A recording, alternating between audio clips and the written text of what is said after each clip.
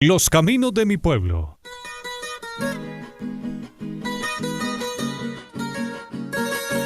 Los caminos de mi pueblo, un programa de la Corporación de Televisión Comunitaria de la Unión.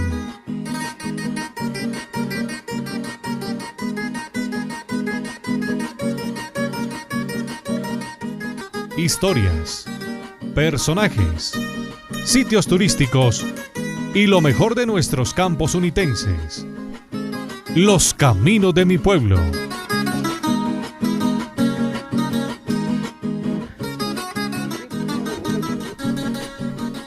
Para volver a vivir.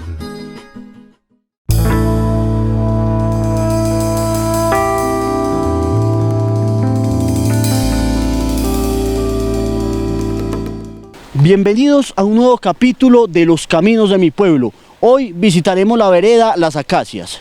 Esta vereda está ubicada aproximadamente a 4 kilómetros de la cabecera municipal y justamente aquí inicia la vereda Las Acacias. Síganos.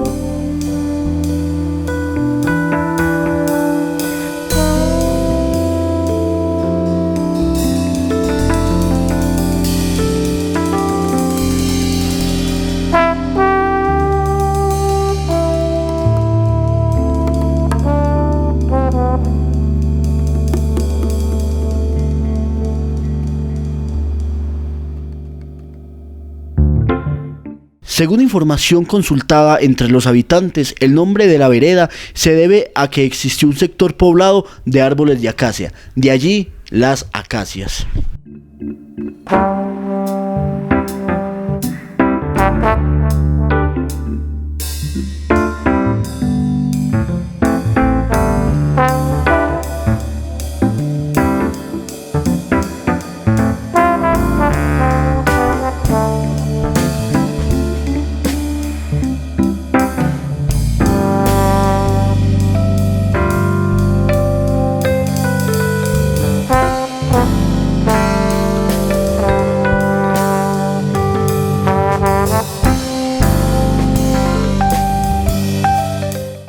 Caminando por la vereda Las Acacias nos encontramos con la finca La Morelia, una finca productora de leche. Acompáñenos a conocer esta finca, de seguro habrán historias por contar.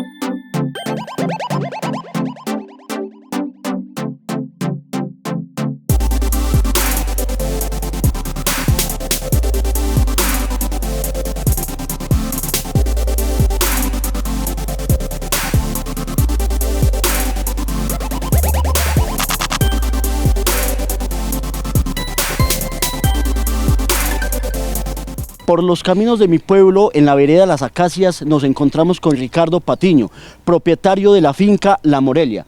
Ricardo, cuéntenos más sobre su finca. Bueno, esta finca está aproximadamente a 4 kilómetros de la cabecera municipal. Es una finca netamente lechera. Se ordeñan aproximadamente 60 vacas y se levantan por ahí 30 terneras más o menos. ¿A quién le venden ustedes la leche? Acá se la vendemos a Colanta. A Colanta.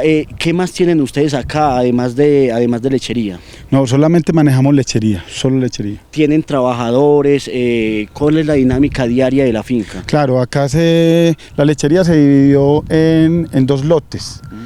Cada trabajador me ordeña aproximadamente 30 vacas y se encargan del manejo de las terneras entre los dos.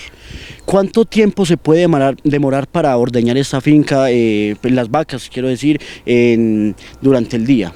Bueno, por la mañana y al igual que por la tarde, aproximadamente 2 horas se gasta cada trabajador para ordeñar sus vacas. Don Ricardo, cuéntenos con cuántas vacas más o menos cuentan ustedes aquí en la finca. En este momento tenemos 60 vacas, como te dije anteriormente, y aproximadamente 30 terneras.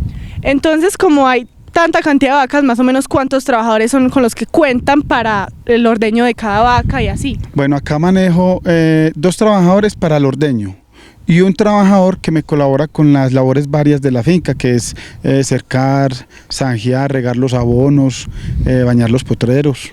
Don Ricardo, cuéntenos más o menos cuánto se le va en insumos o qué tan costoso es mantener estas vacas fuertes, que tengan leche de alta calidad.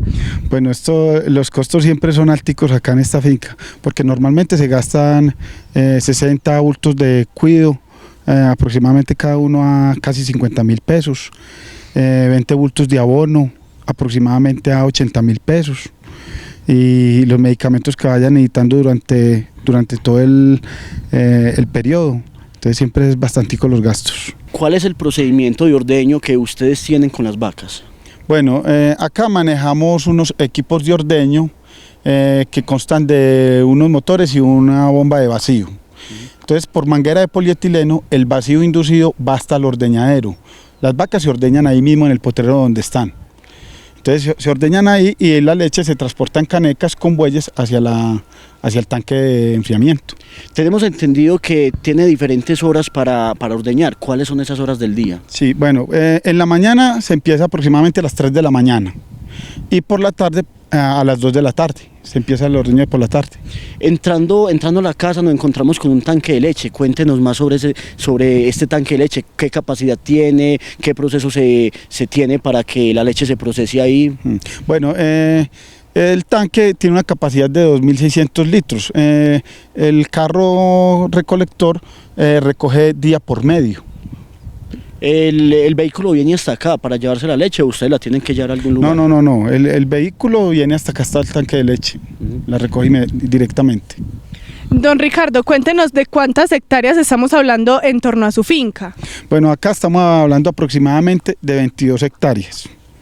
¿Todas las tiene en un uso o digamos las vacas las mantienen tales hectáreas cierto tiempo mientras las otras se recuperan, como ellas se alimentan más que todo del pasto? Sí, bueno, no, la finca consta aproximadamente de 3 hectáreas que son en bosque, monte, para la generación pues de agua, y el resto es para las vacas, todo el resto.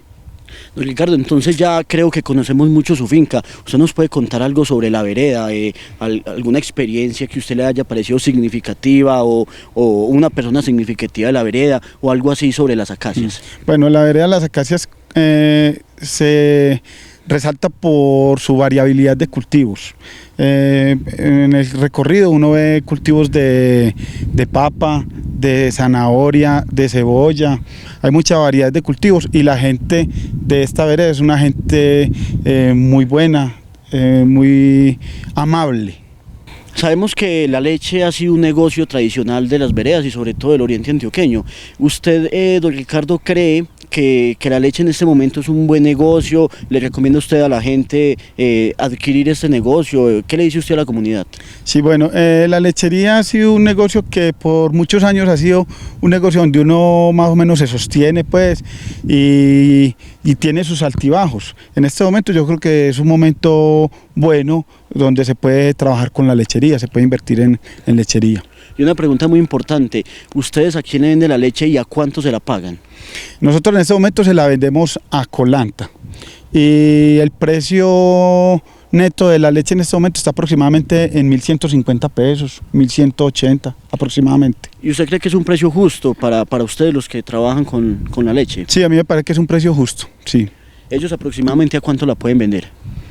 Pues no sé, el litro de leche a nivel comercial creo que está como a 2.300, algo así, o 2.500, pero ellos siempre le sacan parte de la proteína y de la grasa para hacer los quesos y para hacer las mantequillas, o sea que les puede quedar algo más. ¿Y ustedes algún día piensan tener también un proceso para hacer quesos o esto, o ya lo tienen?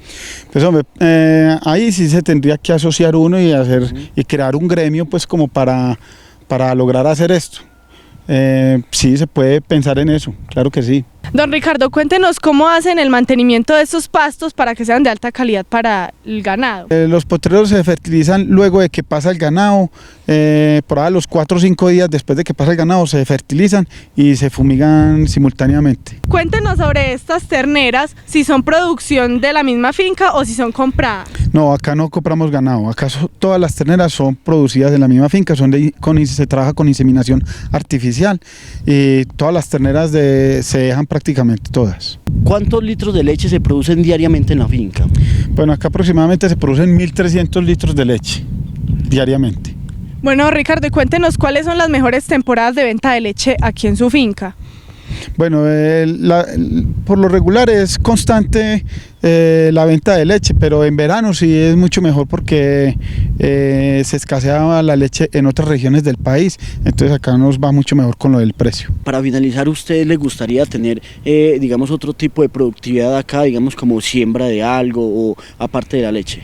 No, yo ahora me encuentro muy bien con la leche y es lo que sé hacer. Entonces me gusta mucho lo de la lechería. Listo, Ricardo, entonces muchísimas gracias por estar en este programa y le reiteramos pues que es muy bonita la vereda y sobre todo su finca y nos veremos entonces en otro nuevo capítulo. Bueno, muchísimas gracias.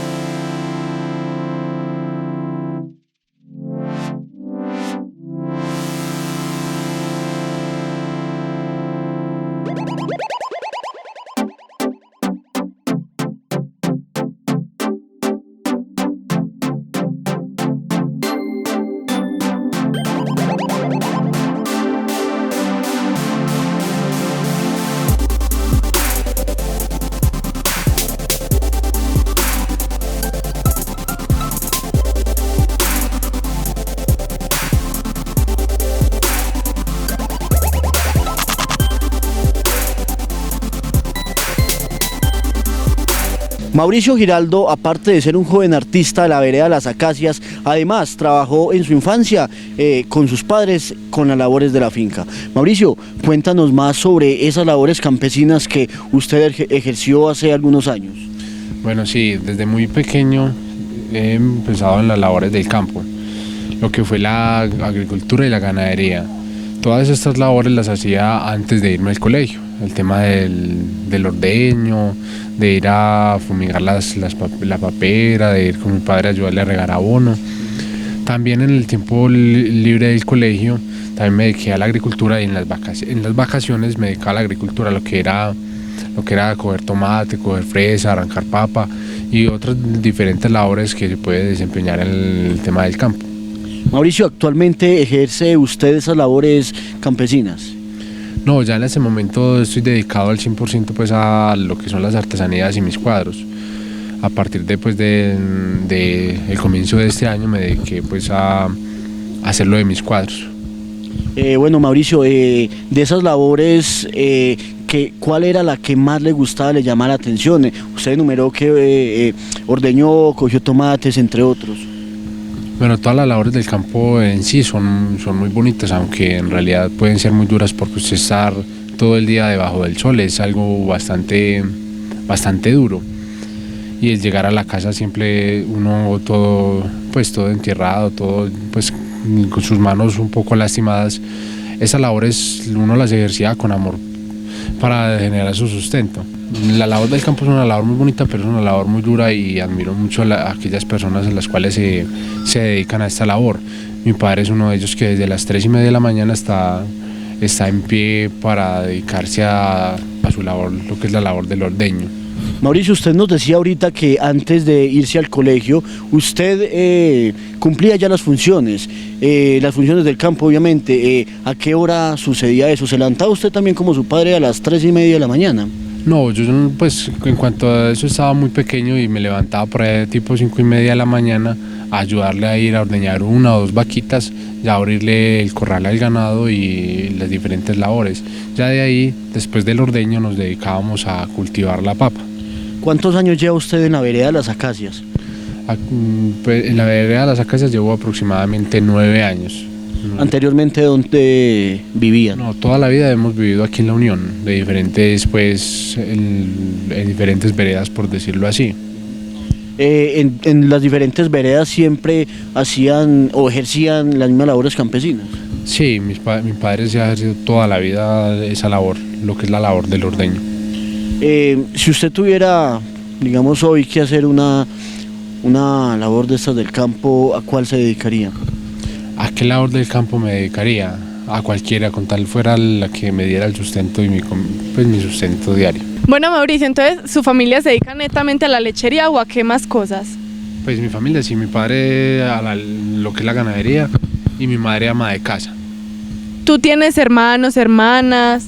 Sí, tengo 2 hermanas. ¿Ellas a qué se dedican? Una está en el colegio y la otra tiene un trabajo pues actualmente. ¿En esta casa solamente habita usted y sus papás y su hermana menor, supongo? Sí, y mis 2 hermanas. Bueno, Mauricio, entonces cuéntenos más sobre antes, cuando eras más pequeño, como qué aspiraciones tenías, o desde muy chiquitico siempre habías pensado en el dibujo, o antes pequeño llegabas a decir, no, yo tenía otros ideales. Sí, desde pequeño me ha encantado mucho el tema del dibujo y todo lo que sea de las artesanías. Incluso pues siempre me ha encantado el tema de la madera, la construcción. Entonces mi sueño todavía es ir poco a poco, ir creciendo más hasta llegar a tallar madera, pero en troncos mucho más grandes y hacer figuras grandes. ¿Solamente te refieres a dibujos o también pensarías en la carpintería? La carpintería también me ha gustado, como pueden ver esta silla la cual estamos sentados también la hice yo. Todo me ha gustado, todo lo que tenga que ver con crear. El tema de la carpintería también me apasiona. ¿Usted es empírico en este arte o estudió en algún lugar para dibujar, diseñar? No, todo esto ha sido empírico, ha sido en la Universidad de la Vida. ¿Piensa algún día en estudiar algo relacionado con el dibujo? Pues sí, en realidad sí me gustaría aprender más acerca de diferentes técnicas, el dibujo, lo que es el tema del cuero, la marroquinería me parece muy llamativa, y la talabartería, carpintería, todo lo que tenga que ver con crear me apasiona, y ese es un sueño también a futuro. ¿Desde qué momento de su vida descubre usted que es un buen dibujante? Desde el colegio siempre había sido bueno en el dibujo y mis compañeros me habían halagado porque sabía dibujar. En ese entonces creía yo que sabía dibujar, solo hasta ahora que pues me doy cuenta de que puedo llegar a ser mejor, y todo lo que, como dicen por ahí, la práctica hace al maestro. Entonces poco a poco me he ido perfeccionando y puliendo más en el dibujo. ¿Usted tiene, digamos, en algún momento vacaciones específicas para usted mismo, o usted quiere seguir en el pues tema ahora, del dibujo? como llevo poco tiempo con el tema de esto, no he pensado de sacar como ese tiempo que usted diga, sacar un tiempo libre para eso, pero obviamente en su momento se sacará el tiempo para hacer otras cosas. ¿Hay otra profesión aparte de esta que le llame la atención o que lo apasione? Otra profesión, lo que es la marroquinería, la talabartería, el trabajo en cuero me apasionaría mucho, y el tema de la carpintería. Y hablando de temas universitarios, digamos como por ejemplo que le gusta estudiar Derecho, que le gusta estudiar Medicina, Comunicación Social. No, de pronto, ya un tema más profesional, me gustaría de pronto el tema de la arquitectura o construcción, sí me parecería muy llamativo. Claro, porque tiene que ver de cierta manera con crear. Claro, por supuesto, sí, y mi anhelo es algún día yo poder diseñar mi propia casa, construir mi propia casa. Cuéntanos más sobre ese sueño. Bueno, mi sueño siempre ha sido así, también por decirlo así, diseñar y crear mi propia casa. Que todo lo que haya en ella, desde muebles, camas, cuadros, cocinas, todo lo pueda hacer yo con mis propias manos.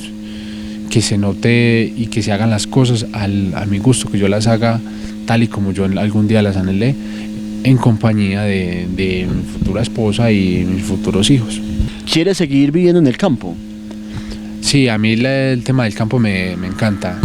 Pues yo he dicho algo y para mí es así. Y yo creo que para muchos de aquí, nosotros del pueblo, lo consideramos así, que el paraíso existe y es la unión. Estos cuadros que ustedes ven en pantalla es lo que hace Mauricio Giraldo en su casa. Mauricio, cuéntenos un poco más sobre estas manualidades. Sí, claro que sí, Carlos. Bien, pues los invito a mi taller.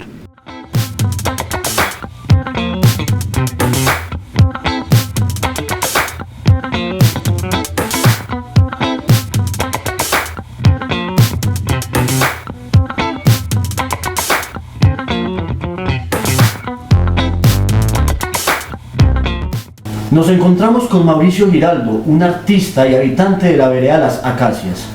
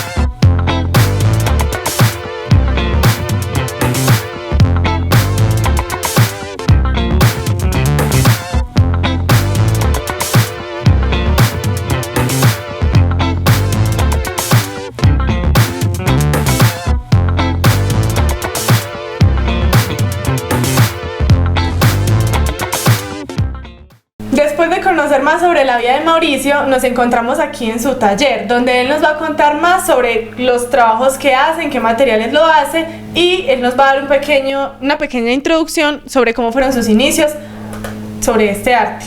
Cuéntanos, Mauricio. Buenas tardes. Mis inicios en esta arte fue desde el colegio. Desde el colegio había sido bueno en el dibujo. Al salir del colegio me fui perfeccionando poco a poco, haciendo ensayos. Primero hacía dibujos a lápiz y así ya poco a poco un día me dio por intentar en una tablita hacer un dibujo con un cautín. No tenía conocimiento de que se llamaba pirograbado, simplemente lo hice por intentar a ver qué me podía salir. Y así poco a poco me fui introduciendo en el tema del pirograbado, que ahora ya lo hago con un pirógrafo pues ya un poco más profesional, y ya puedo llegar a hacer cuadros pues como retratos, paisajes y todo tipo de dibujos. Los materiales que puedo llegar a utilizar, se puede pirograbar en cuero, en tela, en madera, en hueso. En eso serían uno de los materiales que se puedan llegar a pirograbar. Mauricio, ¿y de dónde nace este arte? Esta arte nace de, pues mi familia, yo creo que he tenido familia artista un poco, son pocos, pero sí han sido artistas. Mi madre ha tejido cuadros en punto de cruz, ha tejido en crochet, y también tengo un primo que también se dedicaba a las artesanías. Bueno, Mauricio, cuéntanos cómo es. Tú nos dices que el pirograbado, lo vemos que lo estás haciendo en madera, pero para el vidrio, para los otros materiales, ¿es con este mismo aparato o hay otros aparatos para ese? Bueno, para el vidrio utilizamos otro aparato que se llama un motor tool o Dremel, y ya para el cuero sí podemos hacer con este mismo, y la tela, en madera también. Mauricio, ¿cuál es el proceso para hacer un cuadro en pirograbado? Primero que todo debemos encontrar una buena tabla, pues por decirlo así. Lo podemos hacer en MDF, en triple o ya en un tablón ya un poco más grueso.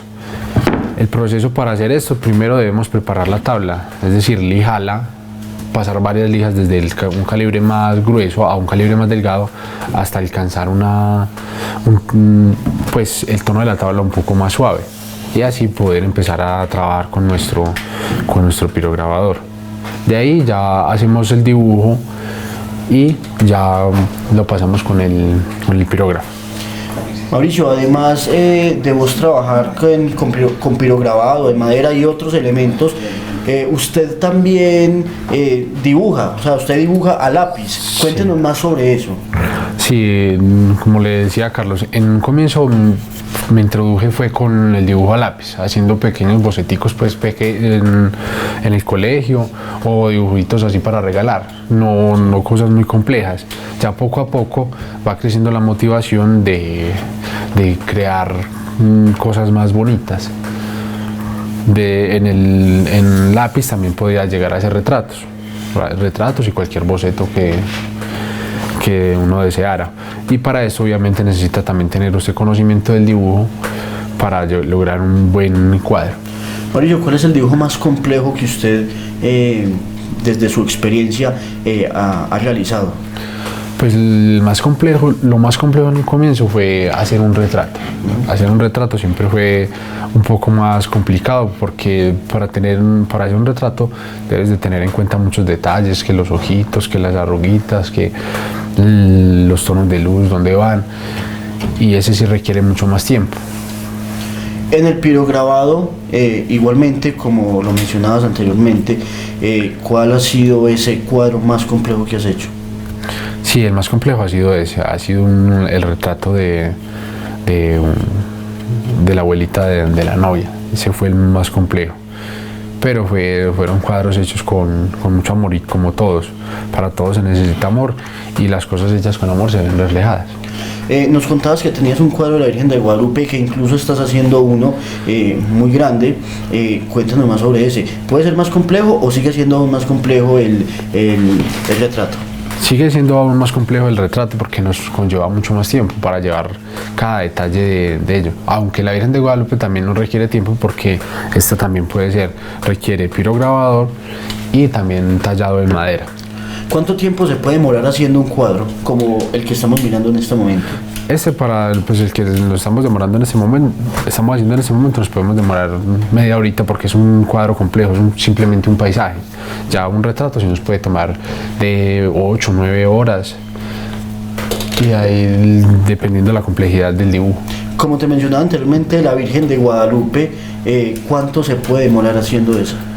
Pues la Virgen de Guadalupe, dedicado en un horario de trabajo adecuado, se puede demorar usted, por decirlo así, 16 horas aproximadamente, para dejarlo pues ya listo como tal. ¿En qué horarios trabaja usted normalmente acá en su taller? Trabajo aproximadamente desde las 7 de la mañana hasta las 4 o 5 de la tarde. Incluso muchas veces se entretiene uno y el tiempo se va volando, y hasta por ahí 6, 7 de la noche.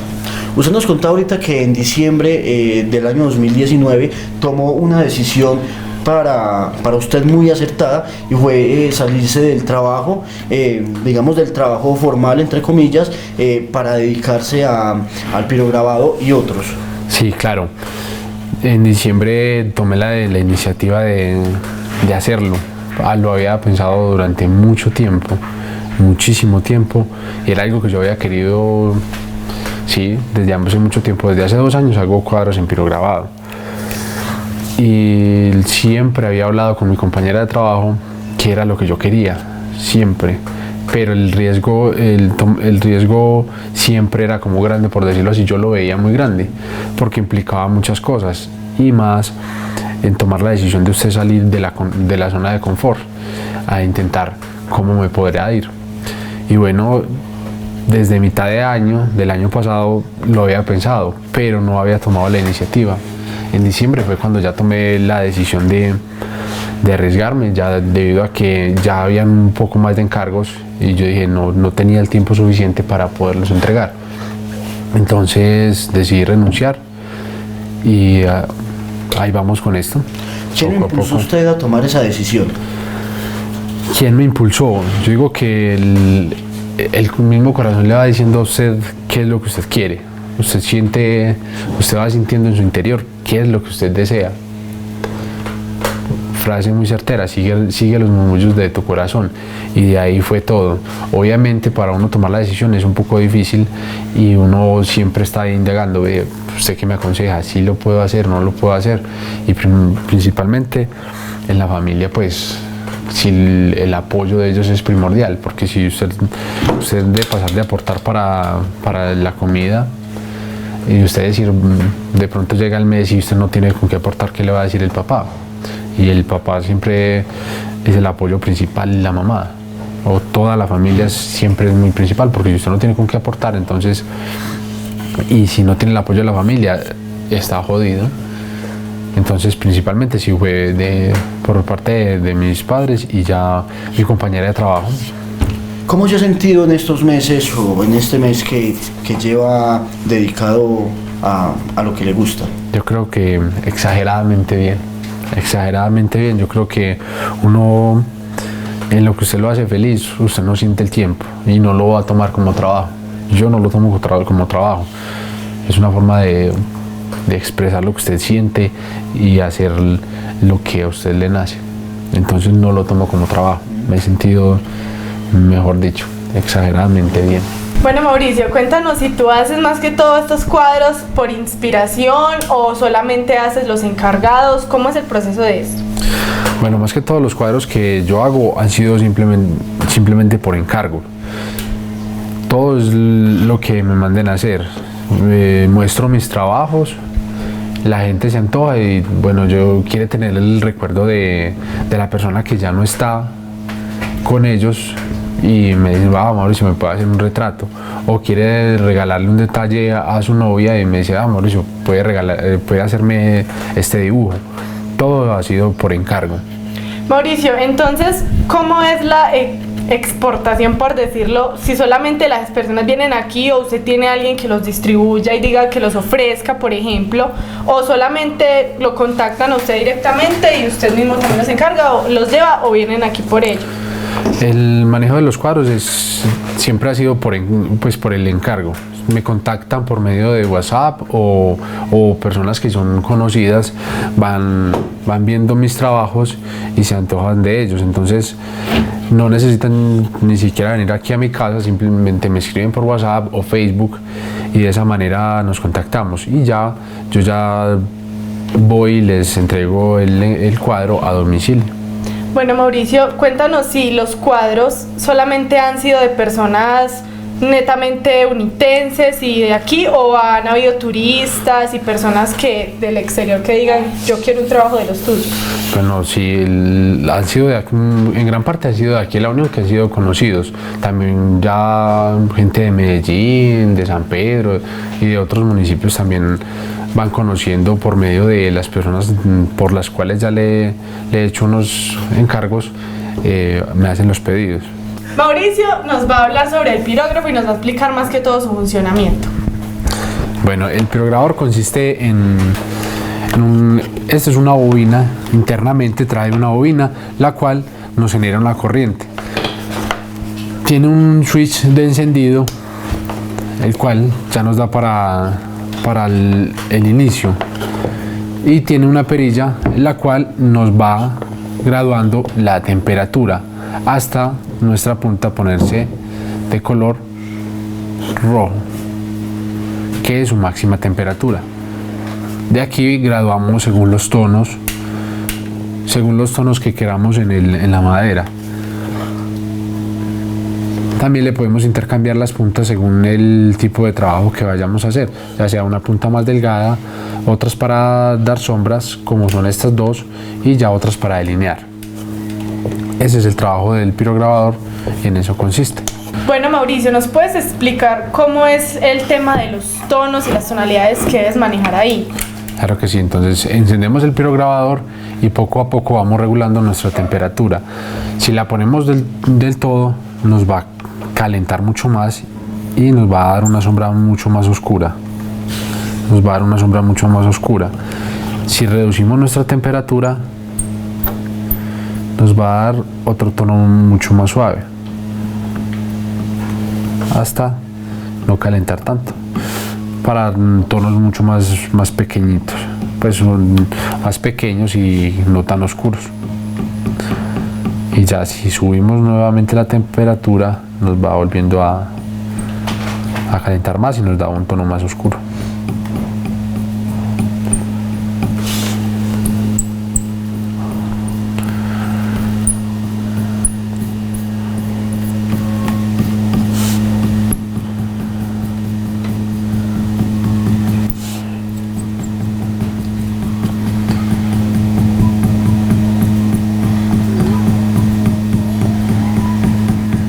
Entonces mi mano siempre la debo tener en la perilla para ir regulando poco a poco la temperatura, para que no nos excedamos ni nos quede un tono muy clarito.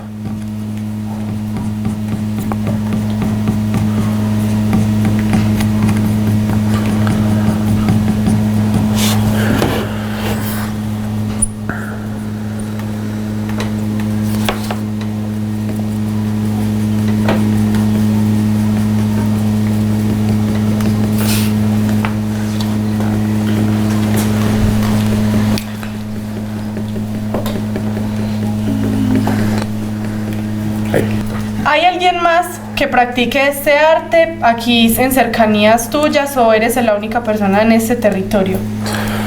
Pues en el momento yo solamente he conocido a alguien que también ha dibujado, pues dibuja en pirograbador, pero no sé si dibuja con uno de estos mismos. Sí he visto algunos de sus cuadros y él es profesor de filosofía. De resto no he conocido como alguien más aquí en el municipio, o no he tenido la oportunidad de conocer a alguien así. ¿Pero él lo hace por hobby o también se dedica a eso como tú? No, él lo hace por hobby, él lo hace como por hobby. Entonces él hace cosas pequeñas como por gusticos para la familia, regalos, no como tú que haces cuadros tan grandes. Sí, él como que los hace, por decirlo así, debe ser para la familia o para algún ser querido, hace sus cuadritos así pequeños. ¿De dónde perfeccionaste tu técnica? ¿Con quién aprendiste pues a manejar esto a la perfección? Bueno, todo esto ha sido, se puede decir, prácticamente empírico. Tenemos unas herramientas que, sabiéndolas utilizar como son el internet, podemos aprender infinidad de cosas. Todo se aprende por medio del internet fácilmente. Yo aprendí lo de la técnica o fui perfeccionando viendo videos en YouTube y en otras aplicaciones en las cuales podía ver uno cuadros en pirograbador, y de ahí nació como la inquietud de poder ir siguiendo haciendo cosas más grandes y conseguir un mejor pirógrafo. Cuéntanos si hay más máquinas aparte de este pirógrafo que haya que usar para el proceso de un cuadro. Por ejemplo, esta que vemos allí que es más grande, si es para dividir las tablas o para qué materiales se utilizan. Sí, aparte del pirógrafo también podemos implementar distintas cosas como son un gas, que este gas lo utilizan para soldar tuberías de cobre, y yo lo implementé para el tema del pirograbador y dar unos tonos que en un momentico les mostraré cómo funciona para dar unos tonos más bonitos en la tabla. La máquina también la utilizamos para el corte de nuestras tablas. Para eso nos puede servir y darle forma a nuestras tablas, como hacer relojes, corazoncitos, en fin, cualquier infinidad de cosas podemos hacer con ellos. Bueno, también pueden encontrar pirógrafos más sencillos como estos, los cuales le podemos intercambiar las puntas por diferentes puntas también, que sean de formitas y para hacer manualidades pequeñas. Ellos los pueden conseguir en una papelería o en cualquier otro lugar como pirograbador. Ya esto sí ya es un poco más profesional, en el cual podemos hacer mejores trabajos. Con este podemos hacer cositas un poco más sencillas. Así concluimos esta pequeña parte de la vida de Mauricio, que está llena de arte, pasión y muchos trabajos increíbles que muchos admiramos. Entonces, Mauricio, muchísimas gracias por habernos compartido este bello trabajo que haces tú, y esperamos seguirte viendo y que todas las personas vengan a ver el gran trabajo y a pedir más trabajos de los que hace Mauricio. Bueno, gracias a usted, Yulisa, gracias a usted, Carlos, por venir aquí a mi humilde casa y bueno, ahí a mi humilde taller. Por aquí bienvenidos, y todo el que quiera conocer acerca de esto, bienvenido.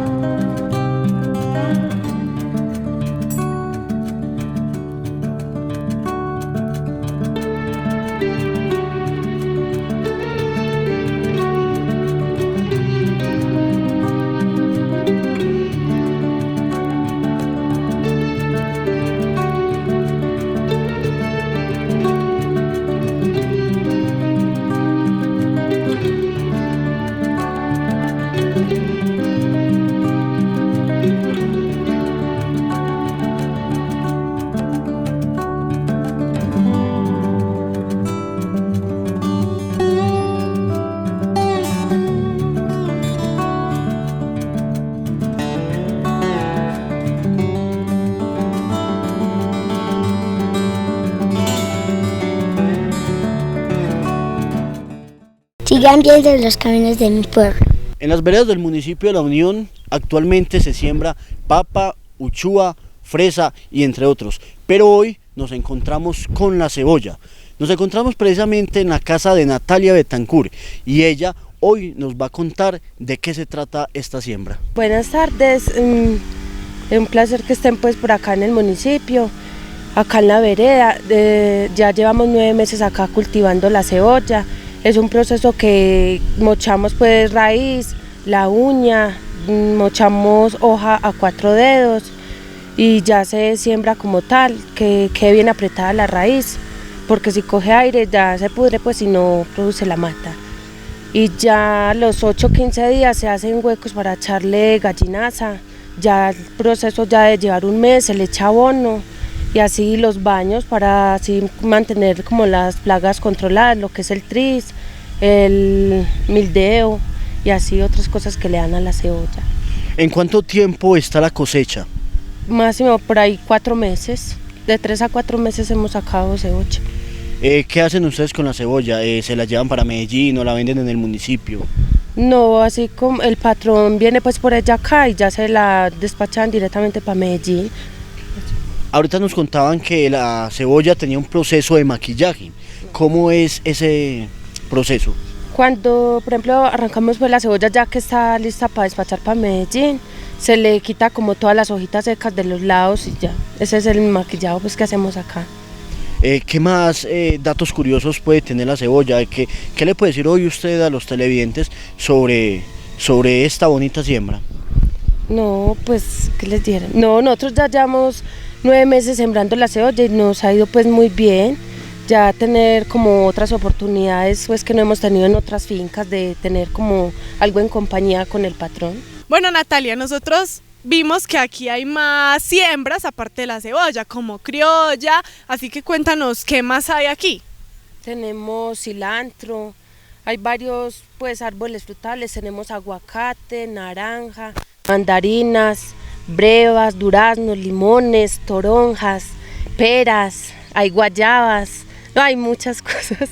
Natalia, y toda esta variedad de frutas y de verduras, ¿son para exportar o algunos sí son así simplemente caseros para tener aquí? No, son pues sí, nosotros cogemos también para comer acá y el dueño de la finca viene y lleva para Medellín pues, pero para comer él. Bueno, vemos que la criolla sí es más bien una parcela grande, entonces suponemos que esa sí debe ser para vender. ¿Cómo es la venta y la exportación de esa papa criolla? Esa es pues de otro señor, pero él la arrancan acá, la arreglan y ya la despachan también para Medellín. ¿Qué proceso hay que hacerle a la criolla para que esté lista para mandarla? La arrancan, la lavan y la escogen. Bueno, Natalia, cuéntanos, ¿no sabes más o menos un promedio de cuántos trabajadores trabajan aquí la cebolla o así la criolla? En la cebolla está mi esposo, hay otro muchacho que nos ayuda y mi persona, y en la criolla hay tres señores.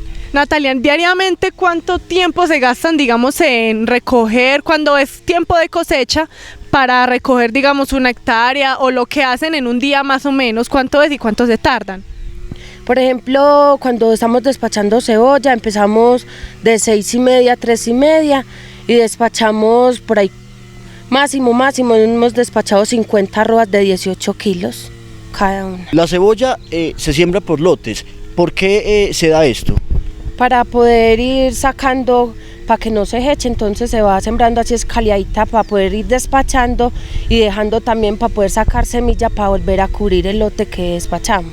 Como estamos conociendo la economía de las veredas y hoy las acacias, entonces queremos preguntarle a Natalia cuáles son los beneficios que tiene la familia con todas estas siembras. Bueno, primero el beneficio que tenemos es que el patrón nos paga pues el seguro, tenemos el seguro, cada mes recibimos pues el subsidio de los niños, ya también la tercera parte que queda de cada cosecha pues que sacamos también le pertenece pues a él y así hemos podido comprar algunas cosas que nos hacían falta. Natalia, cuéntanos cómo influye el clima en esa cebolla. ¿El clima es exactamente lo que necesita la cebolla o es más bien arriesgado hacerlo en un clima tan frío como es de La Unión? No, la cebolla sí es como de clima pues frío, pero ya en este tiempo como que ha estado haciendo tanta escarcha, siempre la quema las punticas, pero ya el esposo mío pues como que bombea agua hacia arriba hacia un tanque y ya les pone un pajarito pues para remojar por las tardes la cebolla, para que no le vaya como tan mal con tanta escarcha. Bueno, Natalia, entonces cuéntanos, por ejemplo, de que ustedes viven aquí. ¿Han vivido siempre aquí o cuánto llevan en esta casa habitándola? Llevamos acá 9 meses, no, primero vivíamos por allá por Mazorcal, él ordeñaba. ¿Y a qué se dedicaban ustedes en Mazorcal? Él ordeñaba por allá en una finca. ¿Y tú qué hacías en ese entonces? Nada, me quedaba en la casa. Ama de casa. Sí. Bueno, Natalia, entonces dinos si tú le recomendarías a las personas el negocio de la cebolla, si es rentable, si económicamente es sostenible, ¿qué les dirías tú? Sí, porque de esto depende también que traen, pues el esposo mío trae el sustento a la casa, darle como el estudio al niño. Sí, digo que sí, que se animen a sembrar cebolla. Bueno, entonces muchas gracias, Natalia, por habernos recibido aquí en este cultivo tan grande de cebolla, por contarnos más sobre el proceso que conlleva esto para exportarlo, para venderlo más cercano, y gracias por explicarnos el proceso. No, a ustedes muchas gracias por haber venido y saber pues que acá en la Unión también tenemos un cultivo muy bonito y muy grande de cebolla.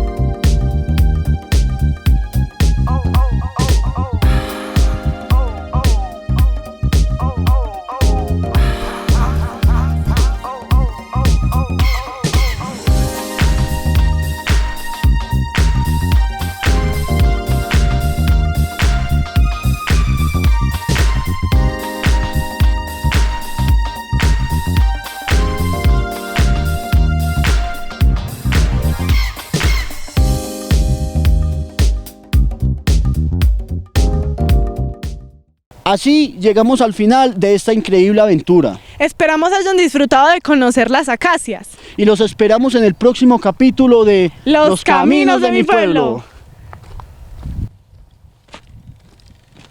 Qué Tan cara, elegantes. brutal. Y eso todo lleno de toronjas.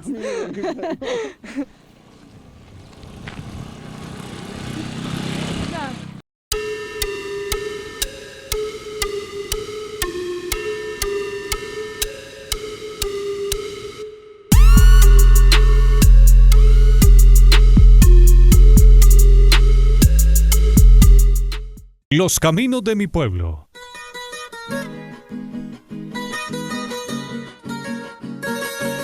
Los Caminos de mi Pueblo, un programa de la Corporación de Televisión Comunitaria de la Unión.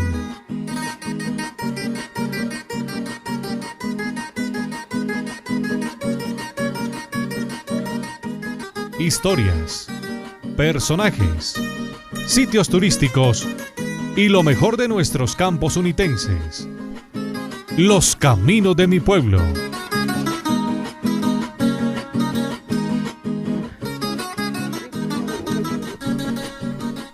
para volver a vivir.